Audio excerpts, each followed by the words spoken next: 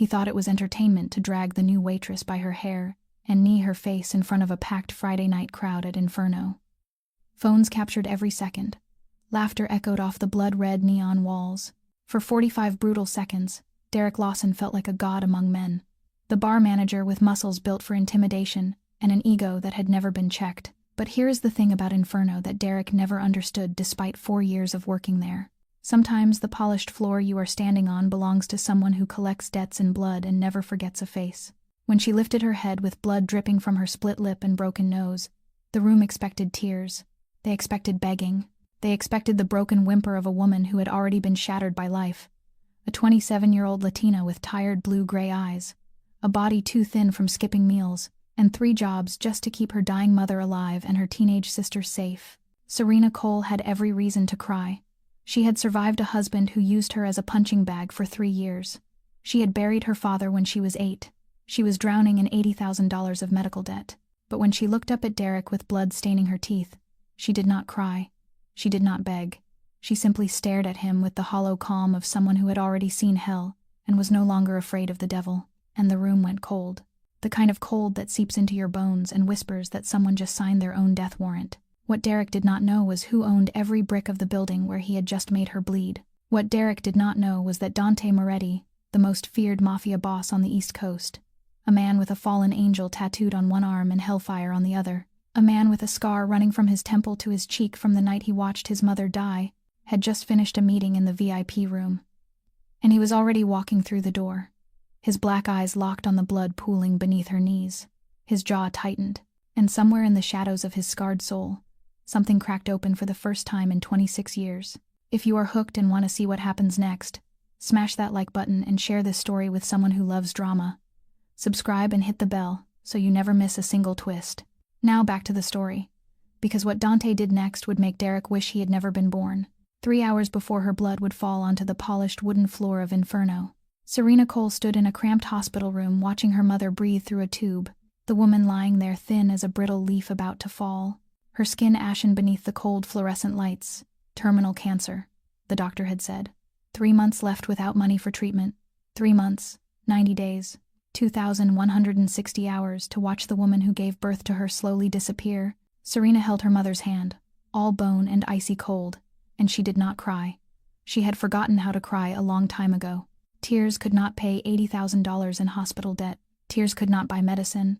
Tears could not keep her mother alive for even one more day. She bent down and kissed her mother's forehead, whispering that everything would be all right, even though she knew it was the biggest lie of her life. Then she left the hospital and stepped into the gray Manhattan afternoon with her shoulders bent under the weight of the entire world. The studio apartment Serena rented sat on the 5th floor of a worn-down building on the Lower East Side where the elevator had been broken since last month and the stairwell smelled of urine. She climbed the chipped steps one by one and pushed open the door to the cramped room where her younger sister was doing homework at a crooked wooden table.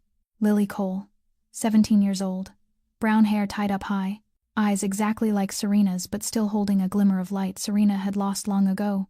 Lily looked up and smiled when she saw her sister, but the smile faded when she saw Serena's face. "How is Mom?" Serena did not answer.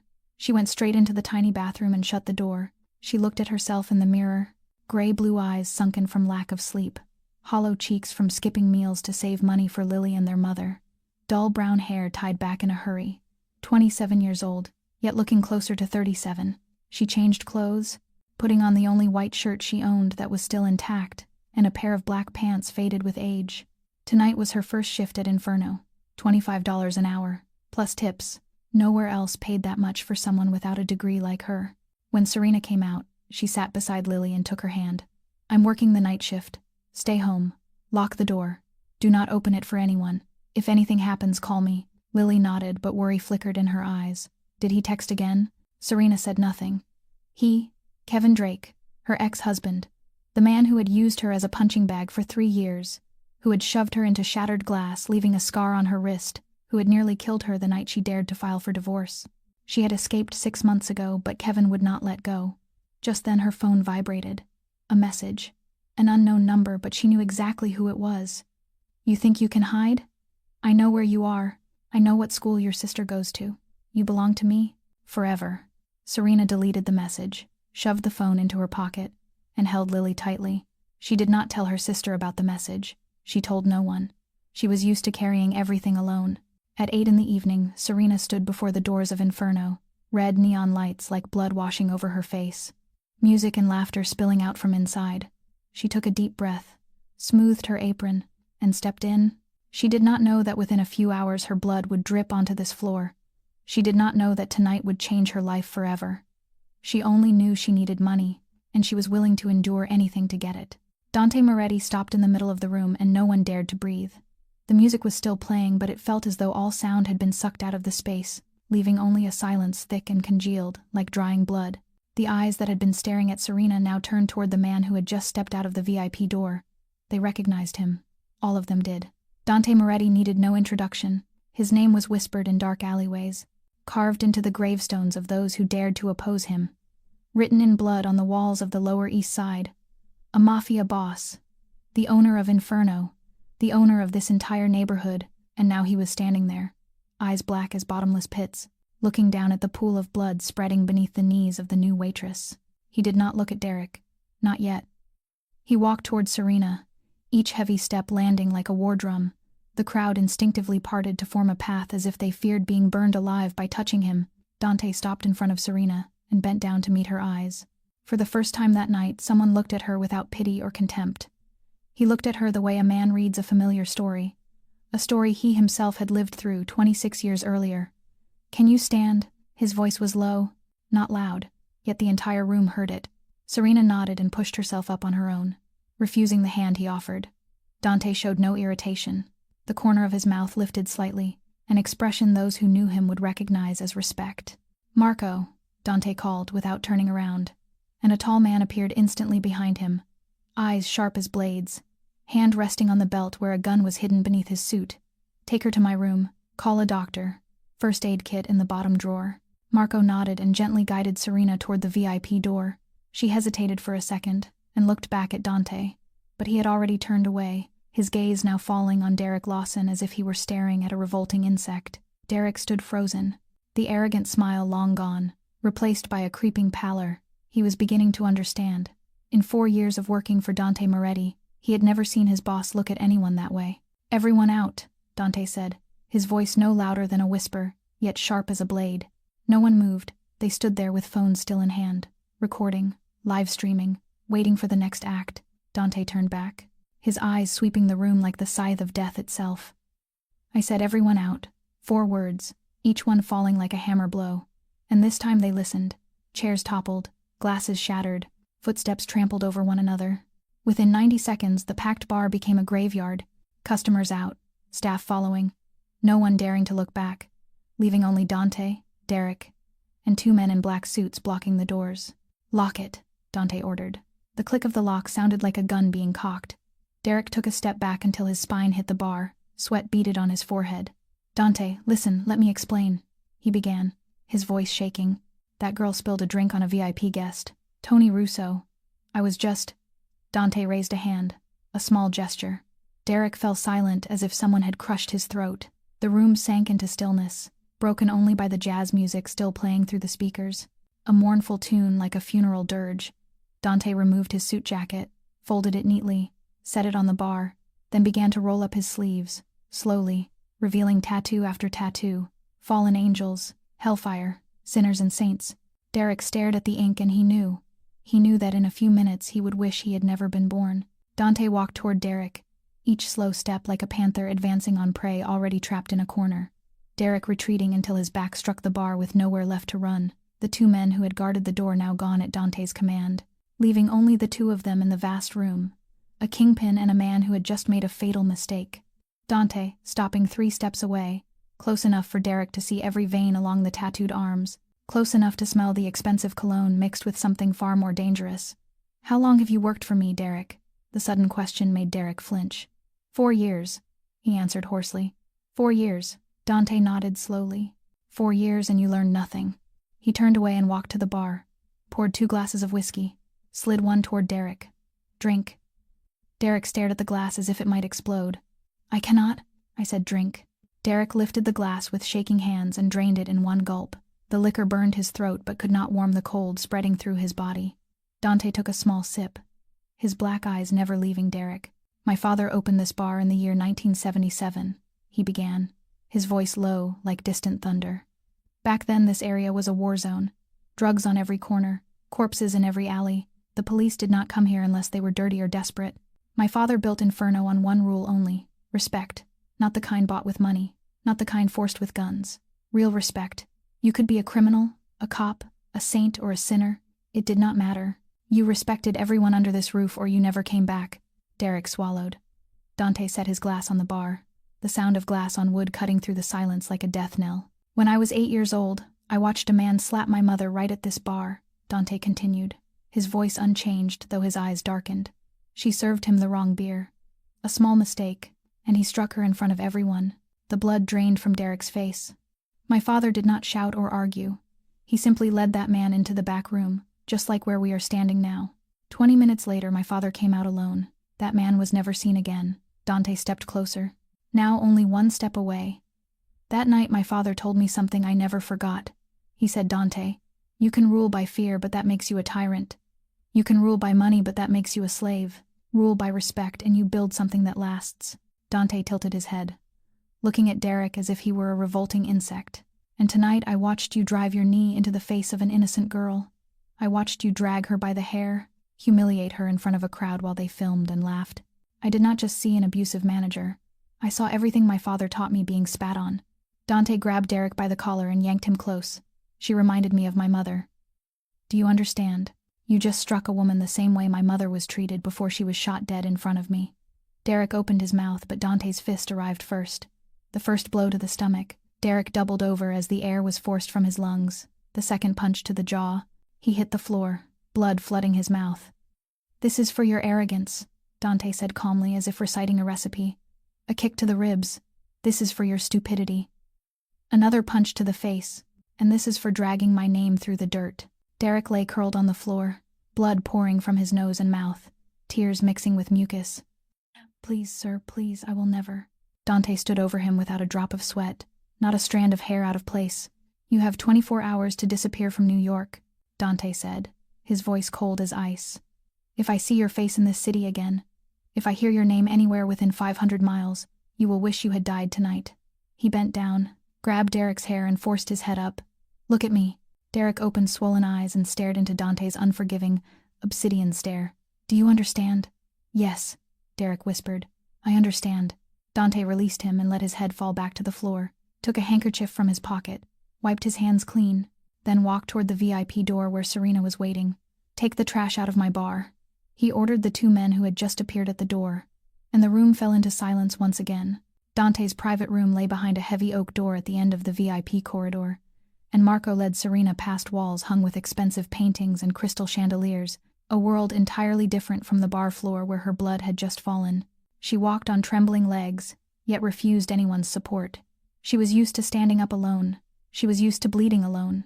The room was spacious with a black leather sofa, a mahogany desk, and a large oil painting on the wall of a woman with sorrowful eyes. Serena did not know who the woman was, but she recognized the pain in those eyes. She saw that same pain every day in the mirror.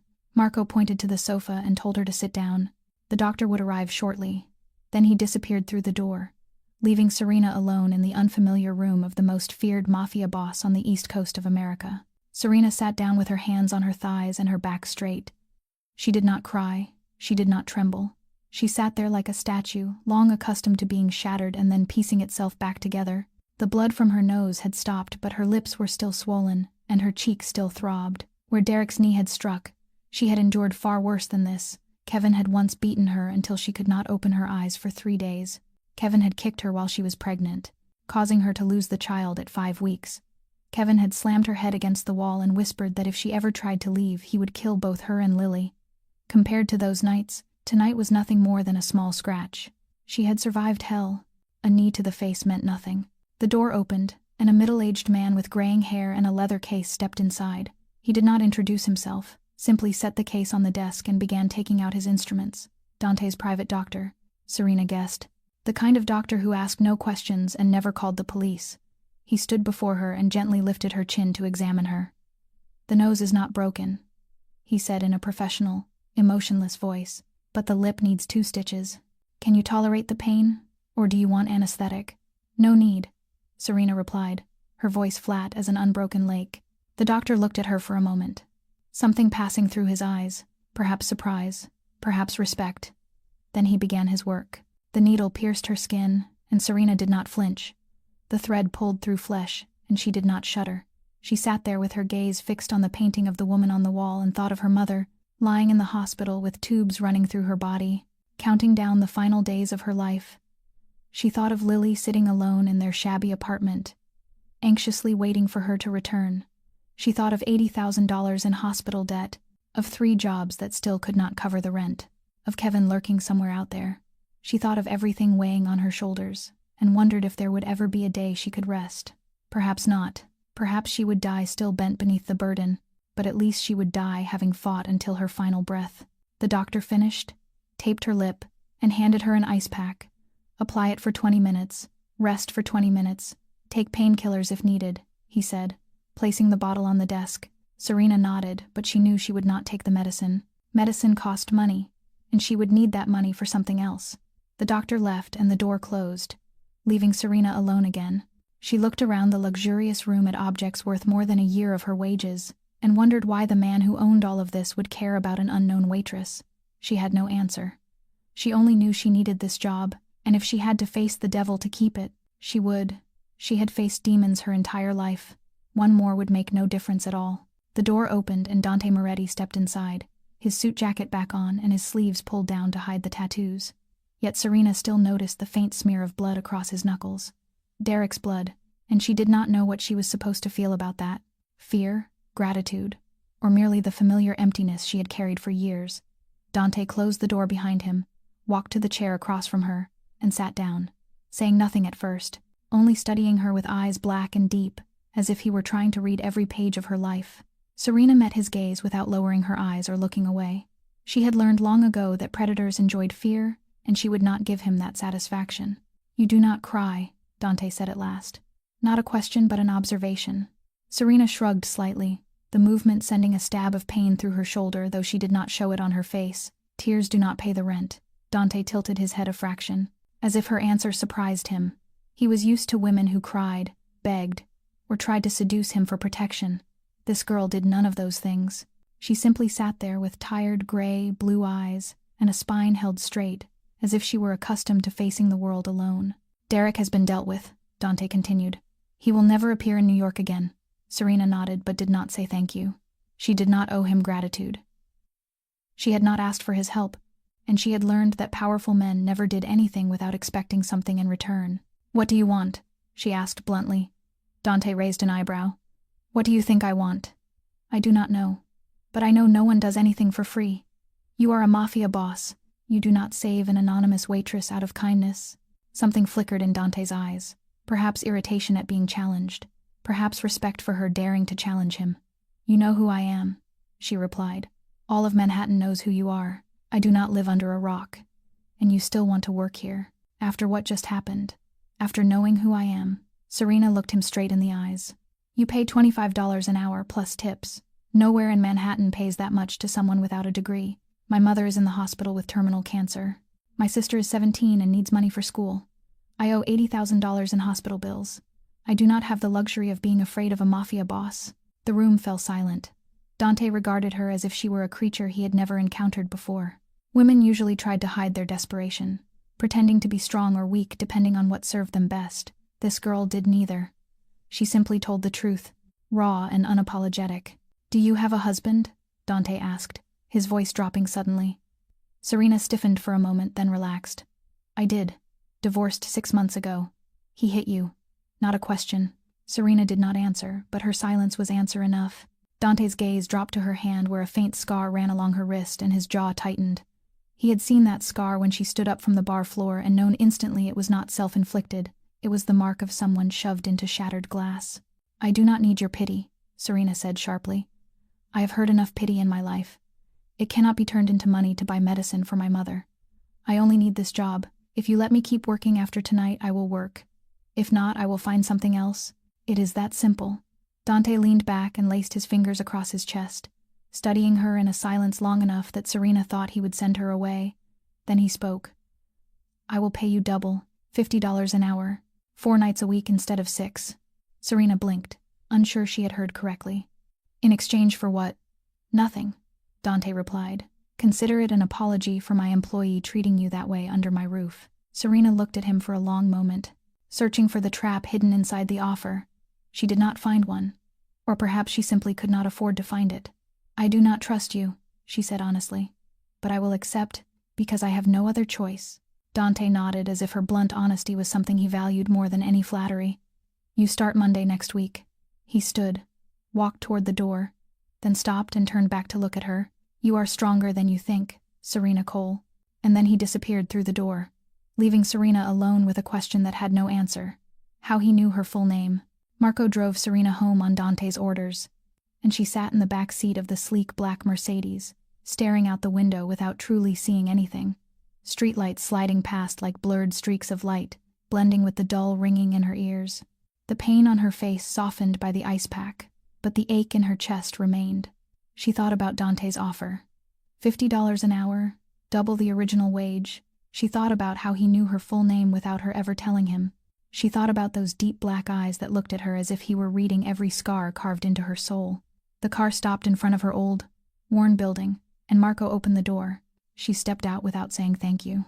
Not out of rudeness, but because she was too exhausted to speak at all. She only wanted to go home. She only wanted to hold Lily and sleep, a long, dreamless sleep. She climbed 5 flights of stairs on legs that felt like lead, every step an effort, every breath a battle. And when she reached the apartment door, it flew open before she could fit the key into the lock. Lily stood there with red-rimmed eyes, hair loose and tangled as if she had run her hands through it 100 times in worry. Then Lily saw her sister's face, the swollen lip stitched twice, the bruised cheek, the left eye slightly puffed. Sister? Lily's voice broke. What happened to you? Who did this to you? Serena stepped inside, closed the door, and locked it 3 times out of habit. It's nothing. I fell. Lily did not believe her. Of course she did not. She had seen Serena lie too many times. Had seen her hide Kevin's bruises too many times. Don't lie to me. I'm not a child. Serena looked at her 17-year-old sister who had been forced to grow up too fast by circumstance, and she no longer had the strength to hold the wall up. Someone at work, but it's been handled. I won't see him again. Lily wrapped her arms around her, holding tight as if afraid Serena would vanish if she let go. Serena hugged her back, resting her chin on the top of Lily's head, feeling her warmth like a small flame in a freezing winter night. They lay together on the narrow single bed as they had on countless nights before. Nights when Kevin had drunkenly raged outside the door. Nights when Serena had dragged Lily to a neighbor's apartment to hide. Serena stared at the peeling ceiling as memories crashed over her like a tide. She remembered the first night Kevin hit her. They had been married 3 months. She had cooked dinner 15 minutes late because of traffic after work. Kevin slapped her to the kitchen floor and told her it was her fault for not knowing how to manage her time. She had believed him. She had apologized. She had thought if she did better he would stop hitting her, but she was wrong. She was always wrong. No matter what she did, he found a reason. The food too salty. The house not clean enough. She smiled at another man in the grocery store. She wore a skirt that was too short. She breathed too loudly while he watched television. She remembered the night he shoved her into the glass door. She was 5 weeks pregnant and had told him, hoping he would change. He did not. He said he did not want a child, said she had gotten pregnant to trap him. He pushed her, and she fell through the balcony glass door, shards slicing deep into her wrist, blood pooling across the floor. She lost the baby that same night, spent 3 days in the hospital, and told the doctors she had fallen. No one believed her, but no one asked more questions. No one cared. She remembered the day she finally dared to file for divorce. Kevin found out and came for her. He strangled her in the kitchen, lifting her off the ground, whispering that if she left him he would kill Lily in front of her before killing her. She almost died that night, but neighbors heard the noise and called the police. Kevin was arrested. She got a restraining order. Finalized the divorce while he was in jail for 30 days, for assault, but 30 days was not long enough. He got out and began stalking her. Messages, calls, his shadow outside her window. He would not let go. Lily slept beside her now, breathing evenly and warmly. Serena looked at her, at the innocent face in sleep, and promised herself she would do anything to protect her, even work for the devil, even walk into hell every night. She would not let Lily suffer what she had suffered.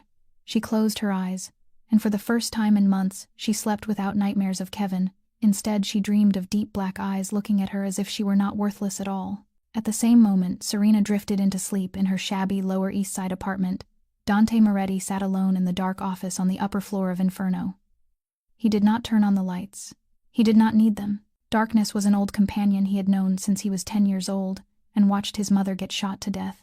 He sat in the leather chair behind his desk with a glass of whiskey in his hand, his eyes fixed on the photograph resting on the desk. Lucia Moretti, his mother, beautiful like an angel in that black and white image. Long black hair, gentle eyes, a smile that suggested she believed there was still goodness left in the world. She had been wrong. The world had killed her right in front of her son. Dante took a sip of whiskey and let the bitterness slide down his throat. He could not stop thinking about the girl from tonight, Serena Cole. The way she stood up from the floor with blood on her face and did not cry. The way she looked at him, not with fear or flattery, but with the cold defiance of someone who had nothing left to lose. The way she spoke about her life as if it were nothing more than numbers on a spreadsheet. Mother with cancer. Sister to support, $80,000 in debt.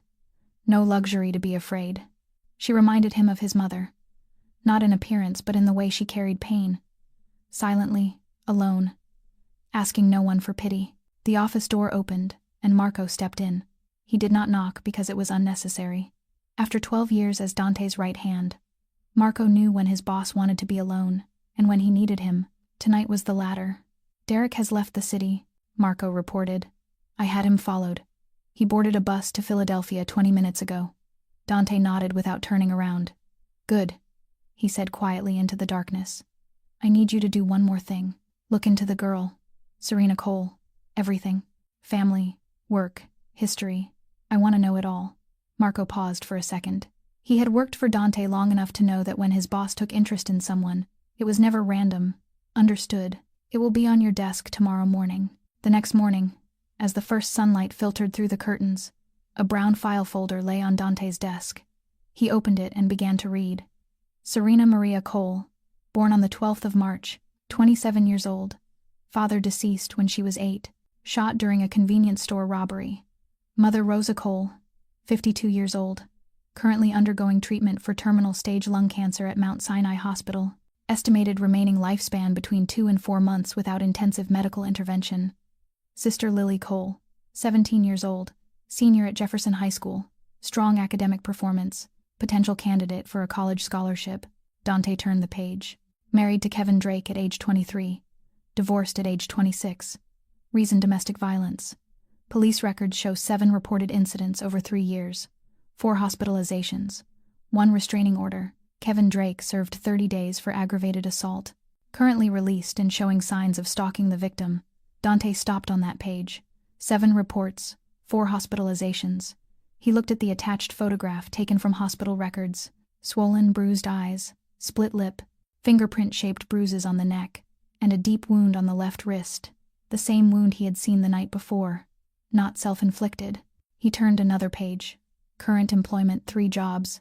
Night bar waitress at Inferno starting the previous day. Office cleaner at Morrison Company from 5 in the morning to 8 in the morning. Online sales via Etsy during spare time, primarily handmade crafts and jewelry. Estimated total monthly income $2,800.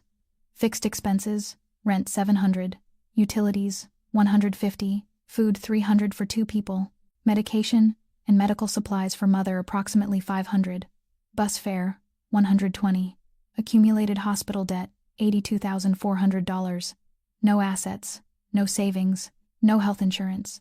Dante closed the file and sat still for a long time. Eyes fixed on nothing. 7 reports and no one saved her. 4 hospital stays and she was sent back to the man who beat her. 3 jobs every day, to earn less than $3,000 a month, while owing more than $80,000. And she still stood back up. She still went to work. She still looked a Mafia boss in the eye, and said she had no luxury to be afraid. Dante looked again at his mother's photograph on the desk.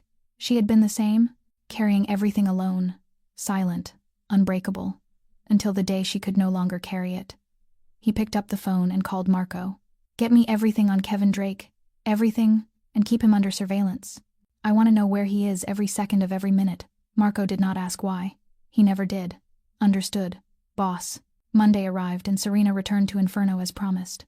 The bruise on her cheek fading from purple to greenish yellow. The 2 stitches on her lip still there but beginning to heal. She concealed them with a thin layer of concealer bought from the $1 store on the corner. Not enough to hide everything, but enough that she did not look like she had stepped out of a horror film, and when she walked through the bar doors every head turned toward her. Bartenders paused mid-motion. The other waitresses stopped talking. The entire room seemed to hold its breath for a single second before everyone hurried back to work, pretending they had not witnessed the girl the bar manager had beaten bloody on Friday night. Serena knew what they were thinking. They wondered why she had come back. They wondered who she was that Dante Moretti had personally stepped in for her. They wondered if she was the boss's secret lover. She did not care what they thought. She only needed to work and get paid. The first week passed like an exhausting dream. Serena worked 4 nights as agreed, from 8 in the evening until 2 in the morning. She arrived early and left late. She did not complain when trays were heavy. She did not frown when drunk customers deliberately brushed against her. She simply stepped back, smiled professionally, and kept working. The other employees began to look at her differently, curiosity slowly turning into respect. She did not gossip during shifts. She did not blame others when mistakes happened. She carried her own load, and sometimes that of others, without asking for anything in return. A young waitress named Emma asked her how she endured it. Serena only shrugged and said she had worked far worse jobs for far less money.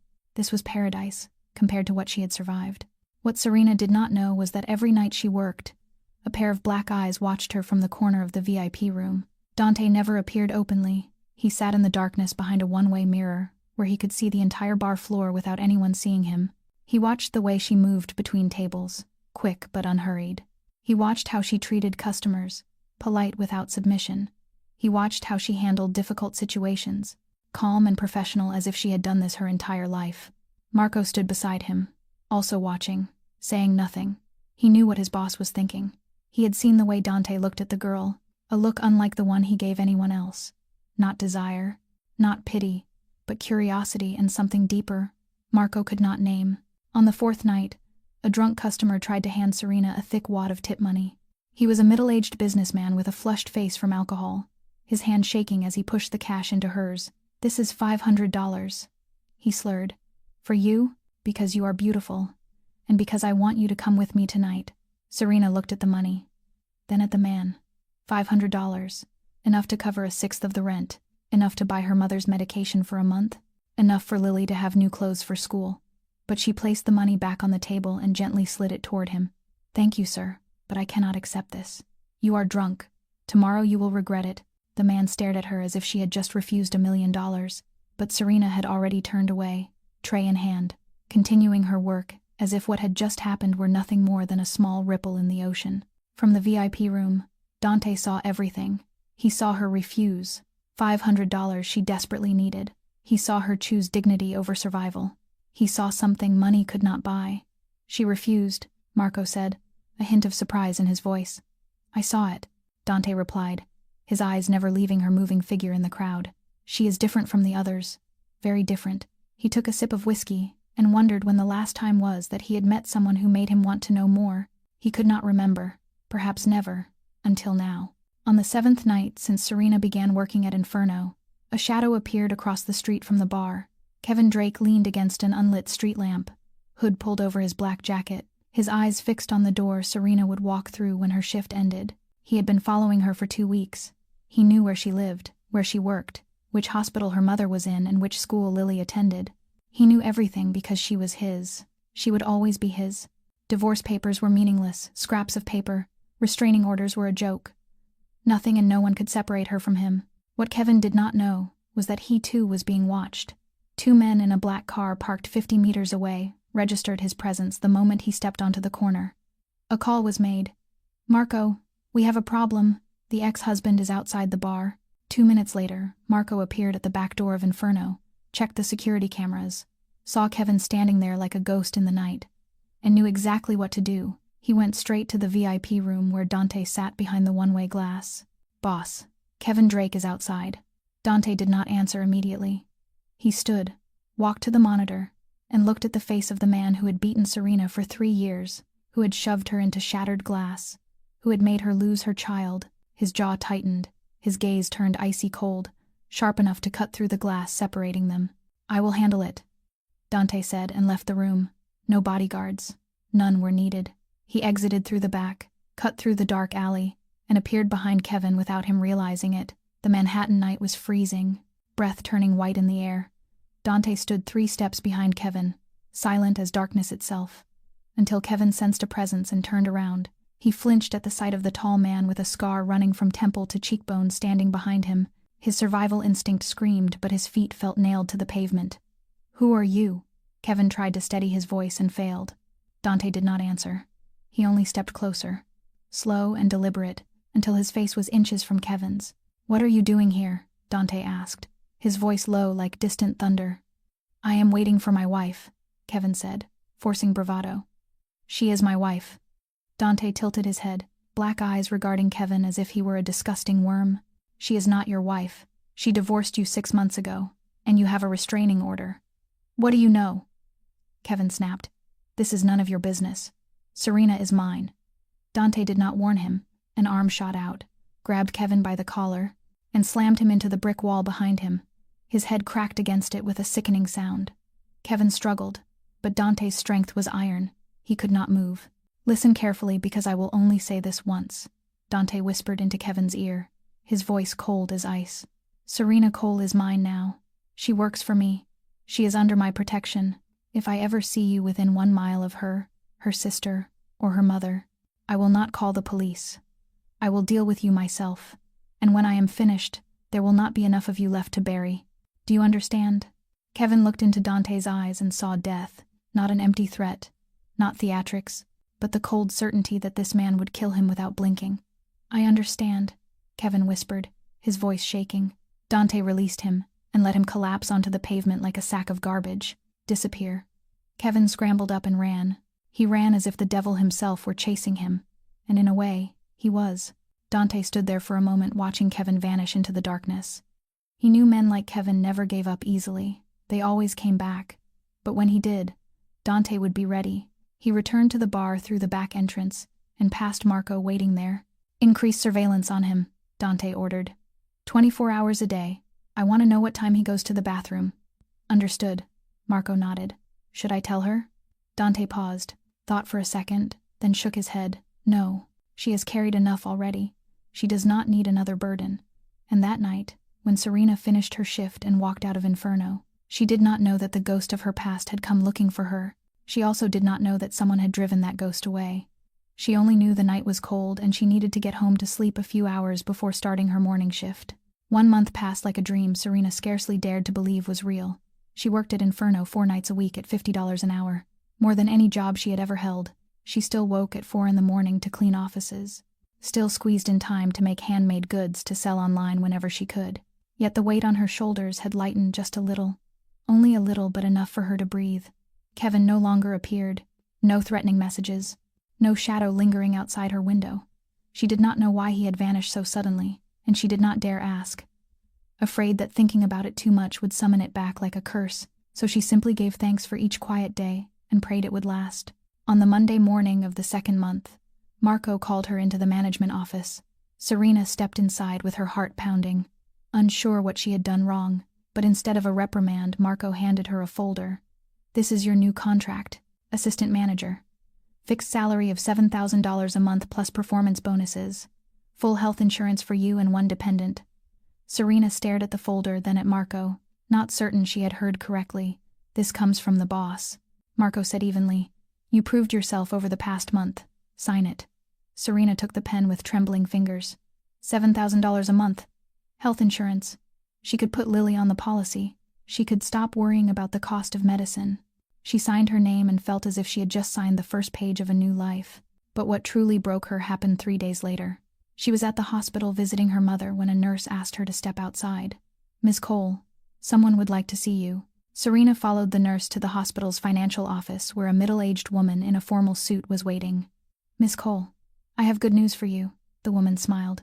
"All of your mother's hospital bills have been paid, including the costs for intensive treatment over the next 6 months." Serena stood there like a statue, hearing every word while her mind refused to process them. "I am sorry, what did you say?" $82,400 in existing debt, and approximately $120,000 in future treatment costs, all covered by an anonymous benefactor. "Your mother will be moved to a private room with the best level of care. We will begin the new treatment plan next week." Serena did not remember how she left the office or where she walked afterward. She only knew that when she stopped, she was sitting on a bench in the hospital's small garden, and tears were streaming down her face. She cried. For the first time in so many years she cried, not from pain, not from despair, but because for the first time in her life someone had done something good for her, without asking for anything in return. She cried for her mother who would receive treatment. She cried for Lily who would not have to quit school to work. She cried for herself, for the girl who had carried everything alone for so many years, and who had finally been seen. She knew who it was. She had no proof, but she knew. Only one person had the money to do this. Only one person had the reason. Dante Moretti, the Mafia boss with the deep black eyes and the scar along his cheek, the man who had protected her on her first night at Inferno and had never asked for anything. She wanted to find him, to ask why, to thank him, but she knew he would never admit it. Men like him did not do good deeds to be praised. They did them for their own reasons, reasons she might never understand. In the dark office at Inferno, Dante received a message from Marco. She knows about the hospital bills. She is crying in the hospital garden. Dante read the message and set the phone down. He looked at the photograph of his mother on the desk, the woman who had died because no one protected her. He could not save his mother, but he could save someone else. He could do what he had been unable to do 26 years ago. When Marco asked whether he wanted her to know it was him, Dante shook his head. No, he said. This is not about me. This is about her. Marco did not ask more. He simply nodded and left, leaving Dante alone with the darkness and the memories of the woman in the photograph, the woman whose eyes were exactly like Serena's when she stood up from the bar floor with blood on her lips and did not cry. The video from that night did not disappear the way Dante had hoped, because although he had people remove most copies from social media, a few clips continued to circulate in the darker corners of the internet, shared within private groups and forums obsessed with exposing scandals among the elite. And one of those clips found its way to Michelle Torres, a 35-year-old investigative journalist at the New York Chronicle, known for uncovering organized crime and political corruption, who had been tracking the Moretti empire for 5 years, collecting fragments of information and building a file on Dante Moretti and his operations, but never having enough proof to publish, until she saw the footage of a waitress being assaulted at Inferno and Dante Moretti stepping in himself. Michelle spent 2 weeks researching, digging into Derek Lawson, the bar manager who vanished from New York immediately after that night, digging into Serena Cole, the woman in the video, and discovering a story far more tragic than she had expected: a mother with cancer, a younger sister, an abusive ex-husband, and now a job working for the most notorious mafia boss on the East Coast. And Michelle smelled a major story, imagining the headline, "Victim or Accomplice? The story of a woman in the arms of the devil," needing only Serena Cole to confirm a few details before publishing. On Friday night, Michelle walked into Inferno, disguised as a successful businesswoman unwinding after a stressful week, dressed in an elegant black dress with her hair swept up and her makeup understated, taking a seat at the corner of the bar and ordering a martini while scanning the room until she spotted Serena, who looked different from the video. The bruises gone, the stitches removed, moving between tables with a confidence Michelle had not expected, not arrogance but the quiet confidence of someone who had survived hell and knew there was nothing left to fear. And Michelle waited until Serena came to take her next order. "Excuse me, are you Serena Cole?" Michelle asked pleasantly, and Serena stopped, gray-blue eyes passing over Michelle's face with the wariness forged by years of living with violence. "How can I help you?" Michelle introduced herself as a journalist with the New York Chronicle and offered her hand, which Serena did not take, explaining she was writing about what had happened there weeks earlier and wanted Serena's side of the story. But Serena studied her for a long moment and said she had no story to tell, prompting Michelle to press that Serena had been attacked on camera, that Derek Lawson had beaten her in front of hundreds of people and then disappeared, with rumors he had been killed, asking if Serena could confirm that. And Serena set her tray down and faced Michelle with a steady gaze untouched by fear, saying she did not know where Derek Lawson was, did not care where he was, and had nothing to say to her or any other journalist. Michelle leaned forward, lowering her voice as if sharing a secret, telling Serena she understood her fear, that Dante Moretti was dangerous, but that if Serena told the truth, Michelle could protect her, bring her story into the light, and make sure he could not hurt her. And Serena laughed.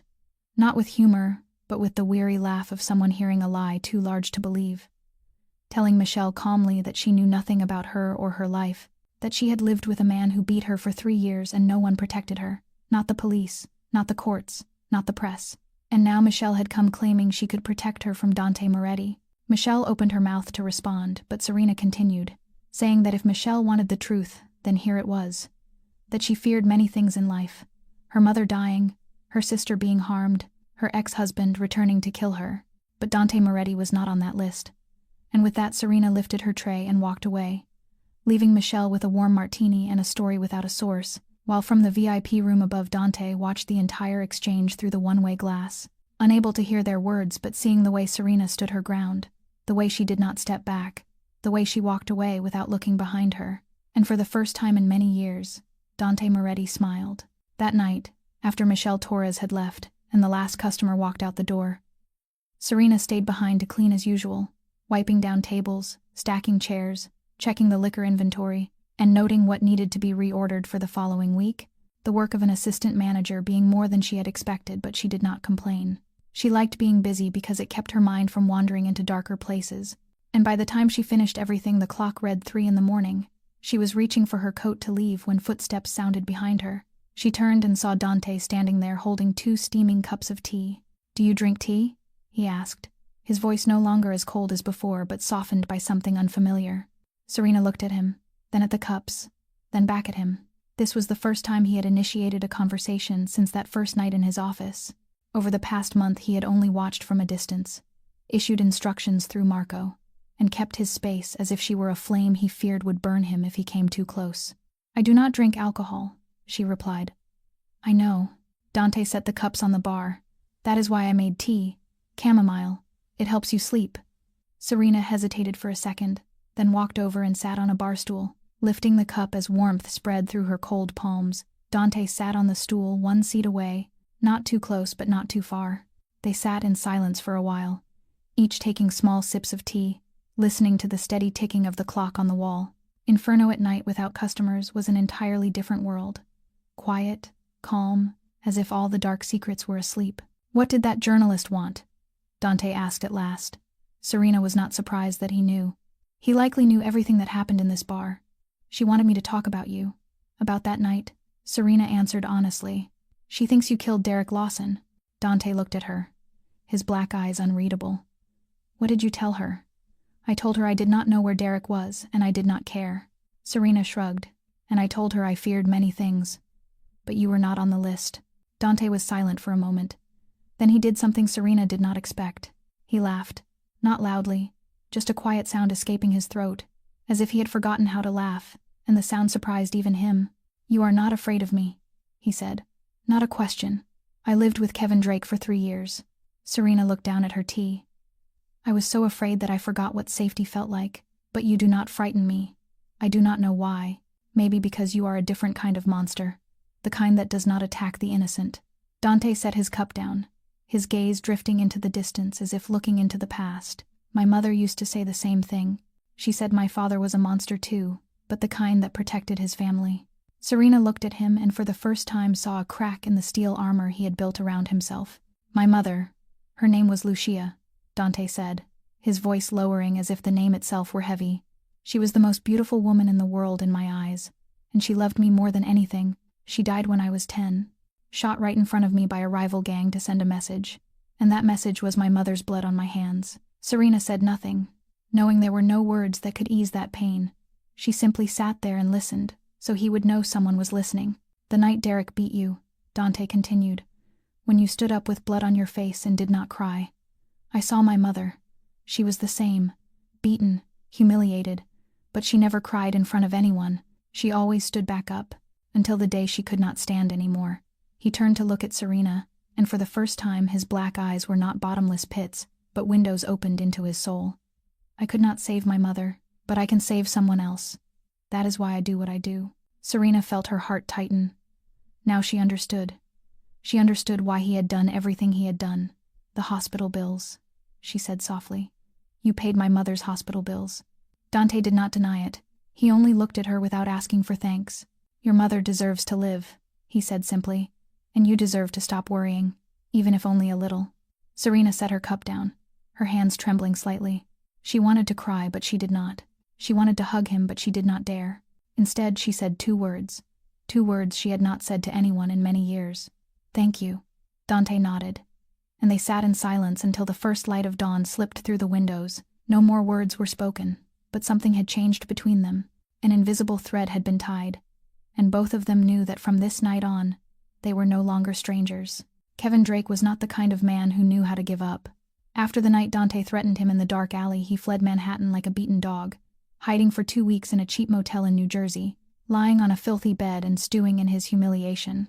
He, Kevin Drake, the man who had once controlled every aspect of Serena's life, had been scared into running by a gangster, and the rage inside him boiled like volcanic magma. He could not let it end like this. Serena was his. She would always be his. And if he could not have her, then no one else would be allowed to. He sat in a dimly lit dive bar in New Jersey, drowning his rage in cheap whiskey, when he was approached by 3 men he had never seen before. They didn't want money. They wanted information. The Volkov Syndicate, a Russian organization trying to carve territory from the Moretti Empire, had been watching Dante, and they saw Kevin as the perfect weapon. They knew his hatred, they knew his connection to Serena, and they offered him a deal: help them strike Dante where it hurt the most, and they would give him his wife back. The Volkov Syndicate, a Russian Mafia organization trying to carve territory from the Moretti Empire, was very interested in what Kevin knew. He knew where Serena worked, he knew her schedule, he knew Dante Moretti cared about her, and most importantly, he knew Serena's weakness. Her sister Lily Cole, 17 years old, a student at Jefferson High School, dismissed at 3 in the afternoon every day, walking home alone through Washington Park. The Volkov men smiled and shook his hand. They would protect him, and in return he would help them strike Dante Moretti where it hurt the most. On Wednesday afternoon, Lily left school as usual, her backpack heavy with books, headphones on, her mind on a math test the next day. She did not notice the black van slowly tailing her. She did not notice the 3 figures closing in from behind. She managed only a single scream before a hand clamped over her mouth and dragged her into the vehicle. It all happened in less than 10 seconds. No one saw. No one heard. Lily vanished as if she had never existed. Serena was at the hospital visiting her mother when her phone vibrated. A message from an unknown number. She opened it and her heart stopped. A photograph. Lily tied to a chair, mouth taped shut, eyes red from crying but still alive. Beneath the image were the words, "You think you can leave me? You think that gangster can protect you? Come to the old warehouse at Pier number 7 alone. No police, no Moretti. If I see anyone else, your sister dies. You have 2 hours. Serena dropped the phone. She could not breathe. She could not think. She could only stare at the image of her sister bound like an animal as the world around her collapsed. For the first time in many years, Serena Cole was truly afraid. Not for herself. She had stopped fearing death long ago. But for Lily, the innocent 17-year-old who had never hurt anyone, who had been forced to grow up too fast because of their family's circumstances. The only reason Serena was still alive, still fighting, still getting up every morning. If Lily died, then Serena would die as well. Not in body but in soul. She would become a walking corpse, hollow and meaningless. She picked up the phone with trembling hands. She had to go. She had to save Lily, alone if necessary. Kevin wanted her, and she would come. She would kneel if he demanded it. She would beg if he required it. She would do anything for Lily to be safe. She ran out of the hospital, heart pounding, mind spinning. She did not consider calling the police because she knew Kevin meant it. He would kill Lily if she disobeyed. She did not consider calling Dante either, because she did not want to drag him into this chaos. This was her problem. Kevin was her past. She had to face it herself. But she did not know that Marco had seen her rush out of the hospital with a face white as death. He was following her on Dante's orders as always, and he knew something was wrong. He called Dante immediately and said, "Boss, there is a problem. She just received a message, and she looks like her world is about to fall apart." Dante received Marco's call while sitting in his office reviewing financial reports, and the moment he heard what Marco said, everything else became meaningless. Kevin Drake, Lily kidnapped, the Volkov Syndicate. He rose to his feet and swept the whiskey glass off the desk. It shattered across the floor, but he did not care. Rage erupted inside him like hellfire, burning through the restraint he had spent 36 years building. He had warned Kevin Drake. He had given him a chance to live, and Kevin had chosen death. "Find her," Dante growled into the phone. "Do not let her go there alone. I am on my way." He grabbed his coat and stormed out, making calls to his men. And within 5 minutes, the entire Moretti Empire was on alert. 20 men dispatched to Pier number 7, 10 more, tracking Kevin and the Volkov's exact location. Dante did not care how many men they had or how many guns they carried. He knew only one thing. Kevin Drake would die tonight, and anyone standing beside him would die with him. Marco stopped Serena before she could call a taxi. She stood on the sidewalk outside the hospital, face drained of color, hands shaking as she tried to open a ride app. And when Marco appeared, she nearly screamed. "Let me go," she cried. "My sister has been taken. I have to go." "I know," Marco said, calm but firm. "The boss is coming. You are not going anywhere alone." Serena tried to shove him aside, but he was an immovable wall. "You do not understand," she sobbed. "Kevin will kill Lily if I do not go alone," he said. 2 hours.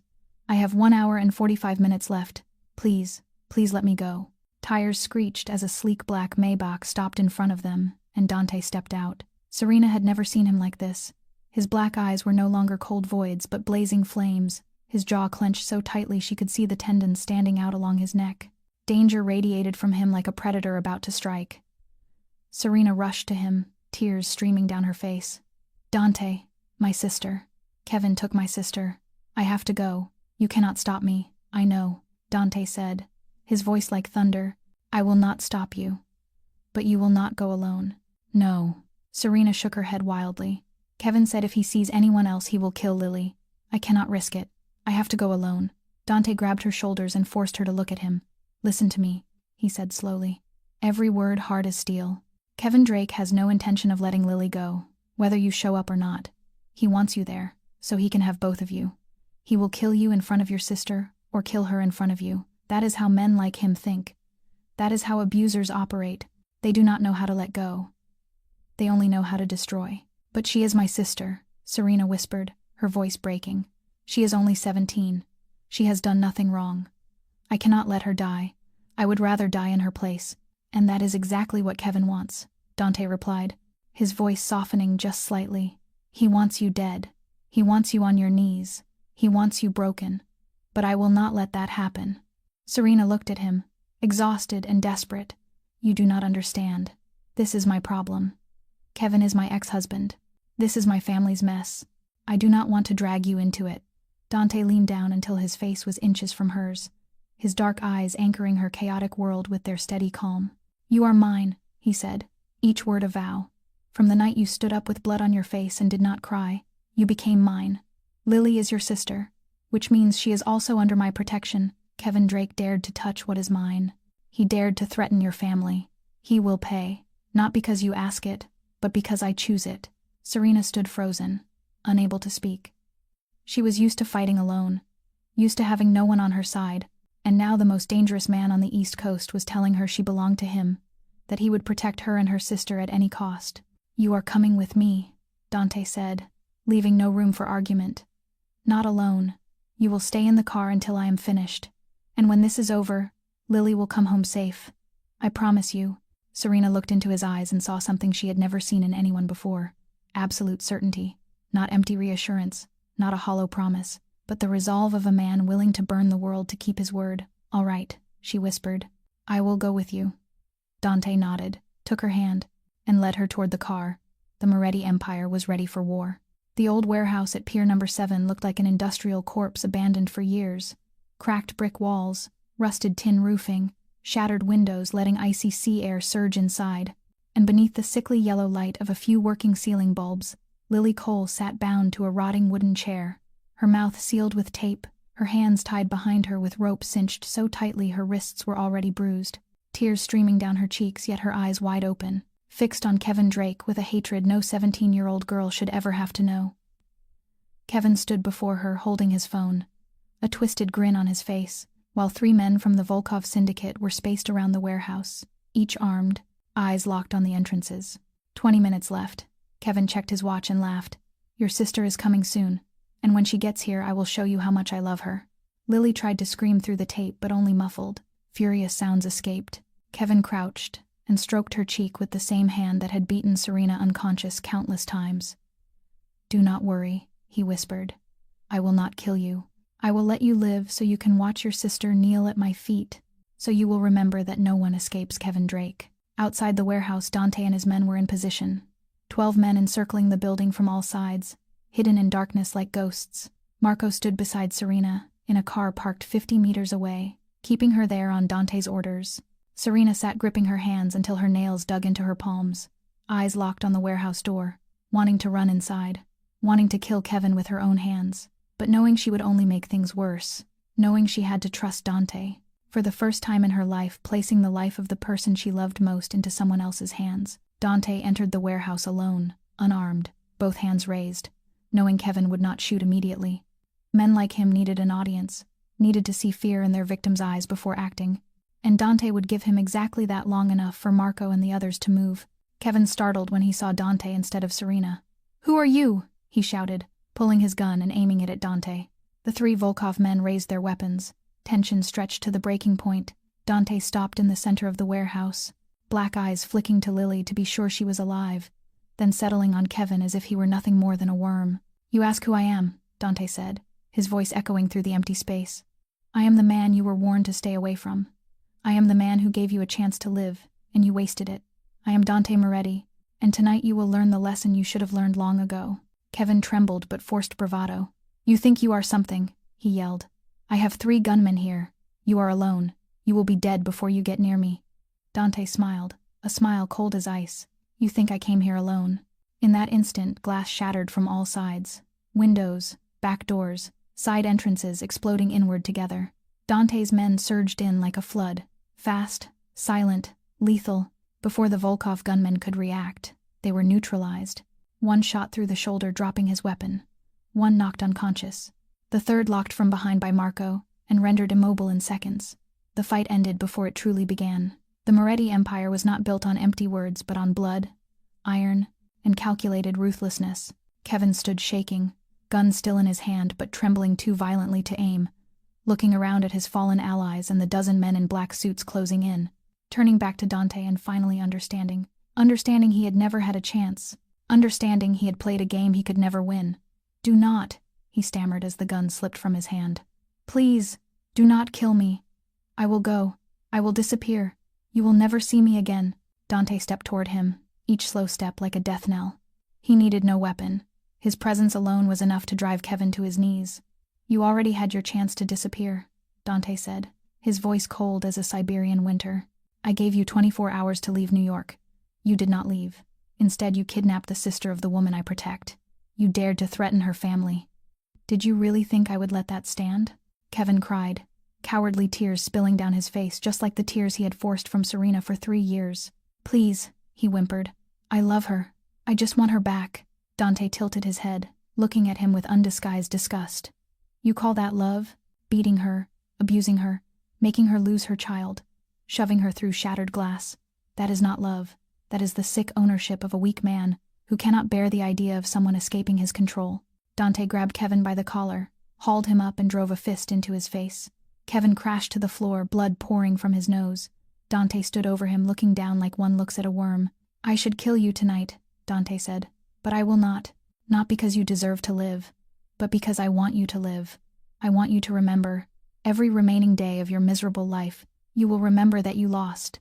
You lost to the woman you tried to destroy." She stood back up. "She lived. She is happy, and you will rot in prison until you die. Marco, call the police. Tell them about the kidnapping. I am sure they will be very interested to know Kevin Drake violated a restraining order." Marco nodded and pulled out his phone.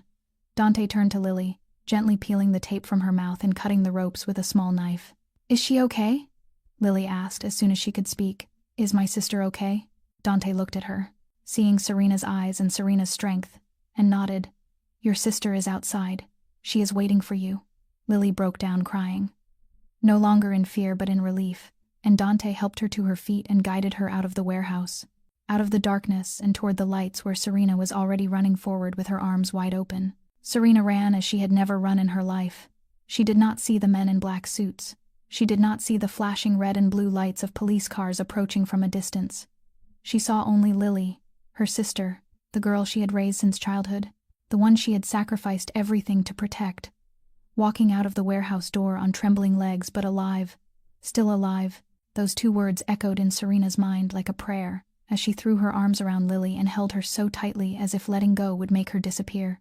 "I am sorry," Serena sobbed, tears soaking Lily's shoulder. "I am sorry for dragging you into this. I am sorry about Kevin. I am sorry for everything." Lily clung to her sister and cried too. Not from pain or fear, but from relief and gratitude, because for the first time in her life someone had truly come to save them. "It is not your fault," Lily whispered. "It was never your fault.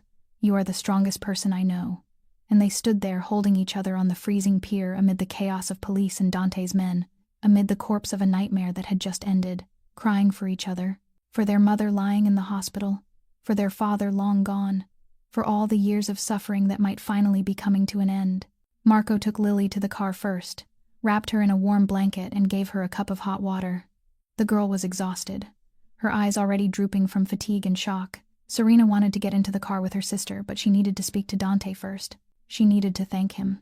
She needed him to understand what his actions meant to her. She found him standing alone beside the warehouse, watching Kevin being handcuffed and pushed into a police car, his face expressionless, as if destroying a kidnapper's life were merely another task in the day. Serena approached, unsure where to begin. She was used to being alone, used to having no help. She did not know how to thank someone who had saved her sister's life. Dante turned when he heard her footsteps. His black eyes softened when he saw her, the flames of rage extinguished, replaced by a strange calm she had never seen in him. "Is Lily all right?" he asked gently. "She is," Serena nodded. "Because of you." She did not know what else to say. No words were large enough for her gratitude. There was no way to repay what he had done. So she did the only thing she could think of. She bowed, deeply, the way one bows before a lifesaver, the way one shows ultimate respect. "Thank you," she said, her voice breaking. "I do not know how to repay you. You saved my sister. You saved my family. I owe you my life." Dante watched her bow for a moment, then stepped forward, placed his hand beneath her chin, and gently lifted her face. His black eyes met her tear-filled gray-blue ones. "Never bow your head," he said quietly over the sound of the sea wind. "Not to anyone, not even to me. You have spent your life bowing to people who did not deserve it. It is time you held your head high." Serena looked at him and felt something shatter inside her chest. Not her heart, but the walls she had built around it for so many years. Walls meant to protect her from being hurt again. Dante Moretti, the Mafia boss, the devil of the Lower East Side, was standing there telling her she deserved to stand tall. "You and Lily cannot return to your old apartment," Dante continued, his voice regaining its usual firmness. "Kevin may have other associates. The Volkov syndicate may seek revenge. I want you both moved somewhere safer. I have an apartment on the Upper East Side with round-the-clock security and cameras everywhere. You will stay there until things settle down." Serena wanted to refuse. She was used to taking care of herself. She did not want to owe him anything more. But then she looked at the car where Lily sat curled beneath a blanket and knew she had no right to let her pride endanger her sister again. "All right," she said softly but firmly. "We will move there, but only temporarily, until I find another place." Dante nodded, not pressing, not demanding. He rested his hand on her shoulder for a second, a small gesture carrying more weight than words. Then he walked away, issuing orders to his men, and Serena stood alone in the night, watching his back and wondering how the devil could be so gentle. 3 months passed, like a dream. Serena scarcely dared to believe was real. She and Lily lived in the Upper East Side apartment, a place she once only dared to walk past, and never imagined she would step inside. Spacious with 2 bedrooms, a living room overlooking the park, a fully equipped kitchen, and a balcony where Lily liked to sit and do her homework each afternoon. Round-the-clock security, just as Dante had promised. Cameras everywhere. No ghosts from the past could reach them here. Kevin Drake sat in jail, awaiting trial on charges of kidnapping, violating a restraining order, and involvement with organized crime. Dante's lawyers ensured he would not see freedom for at least 15 years. 15 years. Long enough for Serena to build a new life. Long enough for the nightmares to fade. Her mother showed remarkable progress under the new treatment plan. Doctors said the tumor had shrunk by 30%, and that she could live many more years if treatment continued. Serena visited her every day, sitting by her bedside, telling her about work, about Lily, about their new life. Her mother did not know who Dante Moretti was, and Serena never told her. She only knew someone had helped her daughter, and she prayed for that person every night. Lily finished her final year of high school with outstanding grades and received a full scholarship to Columbia University. She would begin in the fall, pursuing medicine as she had dreamed since childhood. Everything was moving forward. Everything was becoming better. At Inferno, Serena had become an indispensable assistant manager, handling staff, scheduling, customer complaints, and ensuring everything ran smoothly. The employees respected her, not out of fear but because she treated everyone fairly. She never shouted, never humiliated anyone in public. She remembered how she had been treated on her first night and swore it would never happen to anyone under her authority. One Friday evening after the bar closed, Dante called her into his office. Serena entered without the tension she once felt, now familiar with the room. The painting of the woman on the wall, the scent of whiskey and oak. Dante sat behind his desk with a file in front of him. "Sit down," he said, pointing to the chair opposite. "I want to talk to you." Serena sat and waited. Dante slid the file toward her. "This is a new contract for the general manager position. I am stepping back from daily operations, and I want you to run everything. Full decision-making authority, a significantly higher salary, and 10% of the monthly net profits. Full decision-making authority over bar operations." Serena stared at the file, then at Dante, unsure she had heard correctly.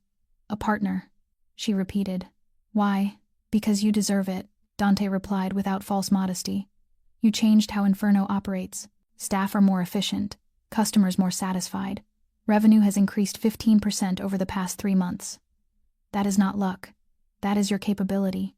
Serena fell silent, thinking of everything that had happened since the first night.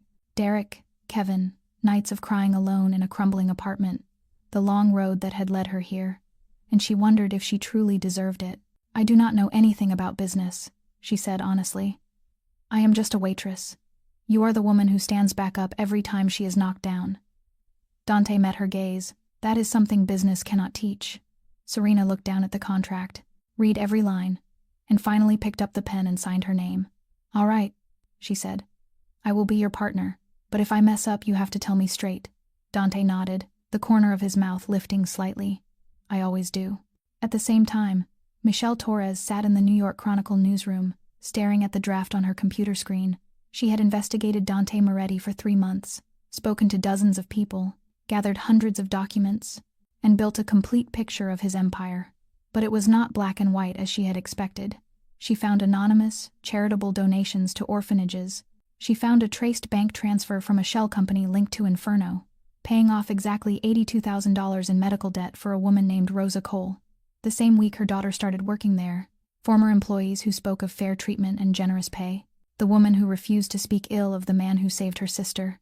Michelle deleted the old draft and began again. The new article would not be an indictment. It would be a balanced portrait of a man who lived in darkness, but was not entirely a devil. Every Sunday, Dante visited Sophia Moretti at the old family estate on Long Island, the only woman left in his family, the one who raised him after his mother died and his father buried himself in work. She was 65 yet still sharp and clear-minded, her brown eyes able to see through every lie and half-truth. Dante sat across from her in the living room, where family photographs covered the walls, and the air smelled of lavender and freshly baked cookies. She poured him tea with hands, wrinkled but steady, and studied him with the look he knew meant she was reading every thought in his head. "You are different," she said without preamble. "Since that girl entered your life." Dante did not pretend not to know whom she meant. "You imagine things," he replied, sipping his tea. Sophia laughed softly, the laugh of a woman who had lived too long to be fooled by denial. "I raised you from the time you were 10. I watched you build walls around your heart so high no one could climb them. I watched you become a man the entire city fears. But I have also watched you these past 3 months. You smile more. You come home earlier. You speak of the future instead of only guarding what you already have.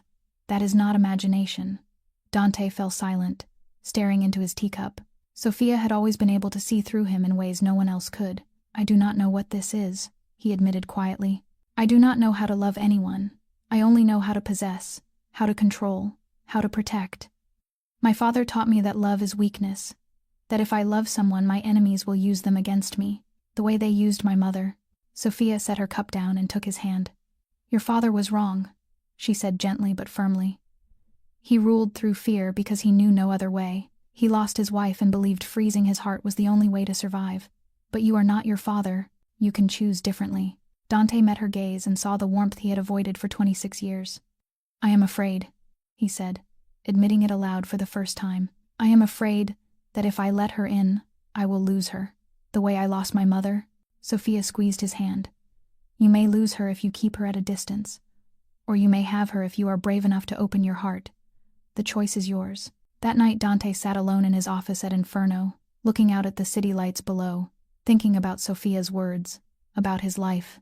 36 years. He had money enough to buy anything he wanted, power enough to make an entire city bow, fear from his enemies enough to keep anyone from touching him. And yet he was alone. He had been alone since his mother died. He had built an empire with no one to share it with, won every war yet returned each night to a cold penthouse by himself. Serena had changed that. She entered his life with blood on her lips and resilience in her eyes, and did what no one had done in 26 years. She made him want to be a better man. On Monday morning, Michelle Torres's article appeared in the New York Chronicle, with the headline, Dante Moretti, The Shadows and the Light of the Lower East Side. It was not the indictment he had feared, nor was it praise. It was an honest portrait of a man living on the boundary between crime and justice, violence and protection, darkness and rare flickers of mercy. Michelle wrote about the night Derek assaulted Serena and how Dante responded, about anonymous charitable donations, employees treated fairly, a neighborhood kept safe. She also wrote of rumors, unproven accusations, and shadows she could not illuminate. Reactions were divided as expected. Some called Dante a hero of the poor, others a criminal given polish. Social media erupted in debate, but there were no serious consequences, no new investigations, no enemies exploiting it. The article came and went, like all others, leaving behind only questions each reader answered in their own way. Dante read it in silence, folded the paper, and looked out the window. He did not care what the world thought of him. He cared what one person thought, and tonight he would ask her. 6 months later, Inferno was no longer a place people came to out of fear, but a place they came to because they wanted to belong. Under Serena's leadership, the culture of the bar had transformed completely. Staff worked with genuine smiles, not because they feared punishment, but because they felt respected. Customers returned not only for good drinks but for a warmth money could not buy. When a young waitress named Emma accidentally dropped a tray of glasses during peak hours, the bar fell silent for a second. Not the silence of fear, but of concern. Serena came immediately, not to scold but to ask if the girl was all right. "Are you okay? Accidents happen to everyone. Clean it up and keep going." Emma nodded gratefully, and Marco brought a broom to help her as if it were the most natural thing in the world. From his usual booth, Dante watched everything with an expression he never imagined he could have 6 months earlier. Peace. He had aged in those months, not in body but in soul. More lines around his eyes when he smiled. Fewer walls around his heart when he loved. Serena had taught him what his father never did.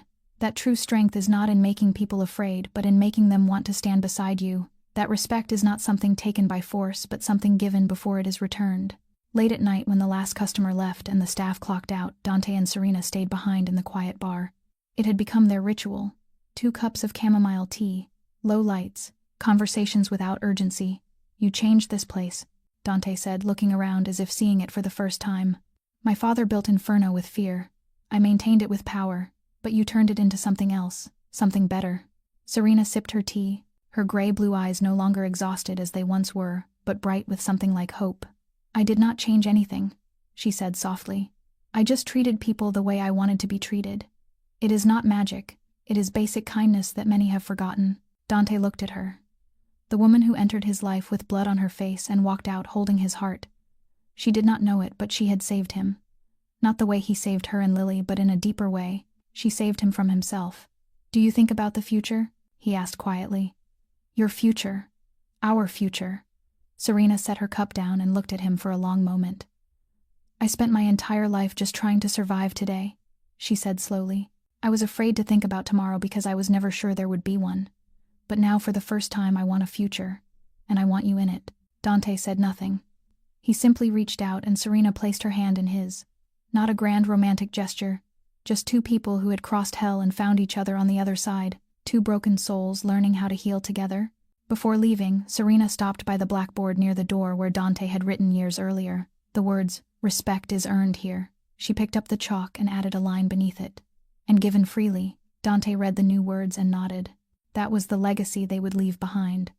Not an empire built on blood and fear, but a place where respect was freely given and returned many times over. They stepped outside together into the glittering Manhattan night. Ahead lay a future no one could predict. There might be more trials, new enemies. Happiness might not last forever, but in this moment they had each other. And sometimes that is all a person needs. Justice does not always wear a police badge. Sometimes it wears a black suit and has blood on its hands. Sometimes it looks like a man learning gentleness in a world that taught him only violence. And sometimes it looks like a woman who refuses to fall no matter how many times life tries to crush her. This story offers a profound lesson about the power of resilience and the value of compassion. No matter how hard life pushes you into a corner, No matter how many times you are knocked down, always stand back up, because standing up does not mean the absence of tears. Standing up means wiping them away and continuing forward. True respect does not come from making others afraid, but from treating them with dignity. And true love is not possessing someone, but helping them become the best version of themselves. Thank you for staying with this story from beginning to end. If it touched your heart, please subscribe to the channel and turn on notifications so you do not miss new stories each day. Do not forget to like and share this video with the people you love. I would truly love to know how you felt about this story. Have you ever met someone like Serena in your life? Do you believe people can change like Dante did? Share your thoughts in the comments below. I read and cherish every message from the bottom of my heart. I wish all of you watching good health, a joyful life, and a peaceful spirit every day. Thank you so much. Goodbye and see you in the next video.